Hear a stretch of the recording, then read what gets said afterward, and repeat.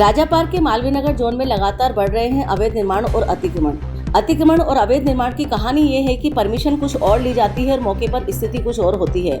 लगातार मालवीय नगर जोन उपायुक्त महेश मान के सामने लगातार सूचना प्रसारित करने के बावजूद भी इस पर कार्रवाई नहीं हो रही है। आखिर क्या वजह है कि जेएन अनिल बेरवा और महेश मान कार्रवाई नहीं कर रहे हैं और आयुक्त महोदय महेंद्र सोनी तक भी लगातार सूचना जाने के बाद मालवीय नगर जोन के अतिक्रमण और अवैध निर्माणों पर शिकंजा नहीं कसा जा रहा है।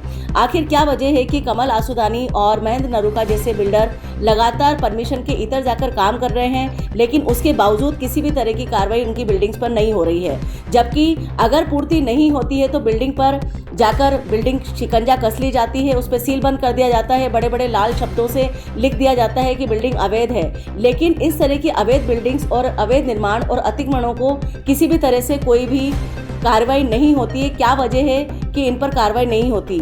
जीरो सेटबैक के अलावा भी कुछ सेटबैक छोड़कर आंखों में धूल झोंककर लगातार बिल्डर काम कर रहे हैं, बेसमेंट में काम कर रहे हैं, जबकि बेसमेंट की परमिशन नहीं है। और इसके अतिरिक्त जितनी मंजिल की परमिशन ली जाती है उतनी मंजिल से 2 मंजिल ज़्यादा ही बनती है, लेकिन किसी भी तरह की कार्रवाई मालवीय नगर जोन उपायुक्त महेश मान नहीं कर रहे हैं। आखिर क्या वजह है कि मालवीय नगर जोन के अंदर लगातार अवैध निर्माण और अतिक्रमण बढ़ते जा रहे हैं, लेकिन कुछ अवैध निर्माणों पर अतिक्रमणों पर कार्रवाई हुई है, लेकिन उसके बावजूद डीएलबी में जाकर किसी भी तरह से सांठगांठ करके बड़े बड़े पैसों का सौगात देकर सीलें खुलवा ली गई हैं और 180 दिन के लिए हुई सीलबंद बिल्डिंग्स को भी 90 दिन में खोल दिया गया है। इस तरह के अवैध निर्माण और अतिक्रमण लगातार गहलोत सरकार के संज्ञान में भी हैं, लेकिन फिर भी सरकार इस पर कार्रवाई क्यों नहीं कर रही है? क्या वजह है? इसके लिए लगातार हिलव्यू समाचार प्रकाशित कर रहा है अवैध निर्माण और अतिक्रमण की खबरें।